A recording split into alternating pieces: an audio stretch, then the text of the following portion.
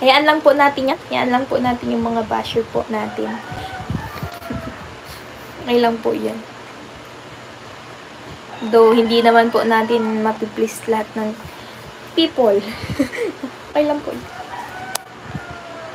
Tsaka, hindi naman din po totoo yung mga sinasabi nila. Okay lang po yan.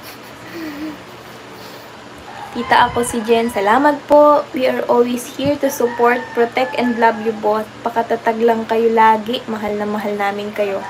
Thank you so much po sa Team Mosang Pinas, sa mga titas. Salamat po sa suporta. Simula sa simula, maraming salamat po. And then, sa pagtanggol din po sa akin parati. Thank you so much po. Ay! Ma'am Flor de Lisa Amoroso, thank you so much po. We love you, baby Carla. Pajak naman, anong size mo sa damit? Ayala. Thank you so much po, Tita Flor de Lisa. Medium po ako, tita. Medium po ang size ko po sa t-shirt po. Salamat po.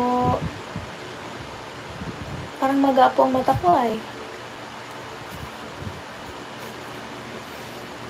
Ba't gising pa po kayo? Shoutout po sa 2,554 live viewers. Salamat po.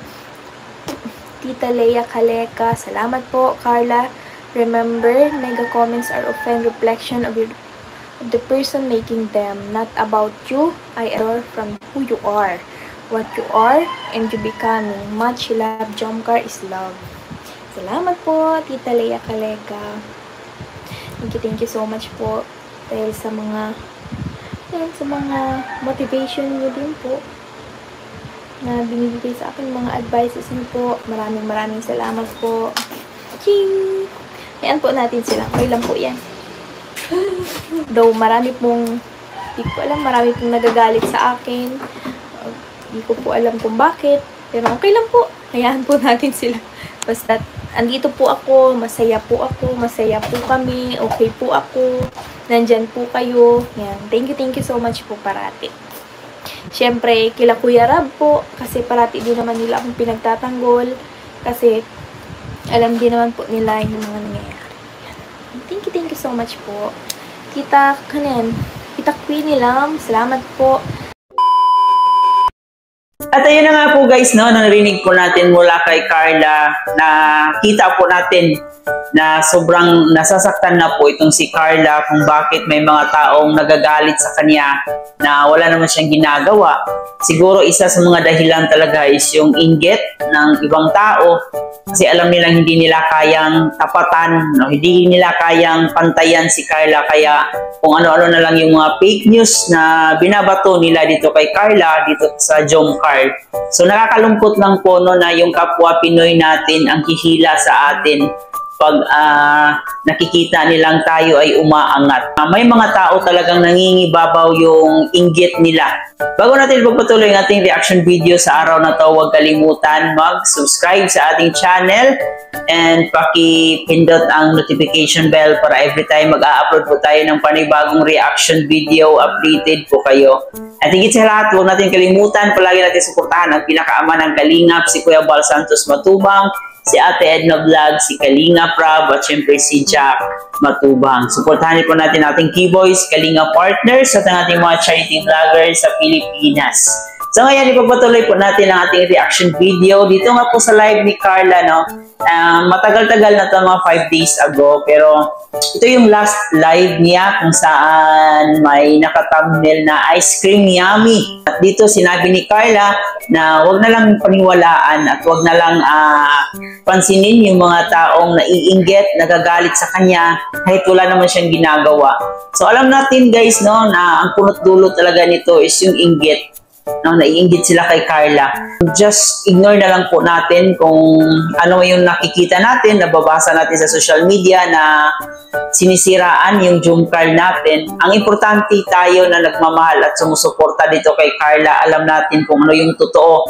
At hindi rin naman natin lahat mag-please ang mga ibang tao na gustuhin tayo. So maganda to kay Carla na wag na lang pansinin no, instead na i-entertain natin, so i-ignore na lang po natin kasi pag bibigyan natin ng oras yan, mas gaganahan yang mangbabash. So, bilang isang vlogger kasi dapat malakas yung loob mo, no? Kapag nakikita nila kasing effective yung pangbabash nila, so mas more silang mangbash. So mas mabuti talaga na wag na lang natin pansinin.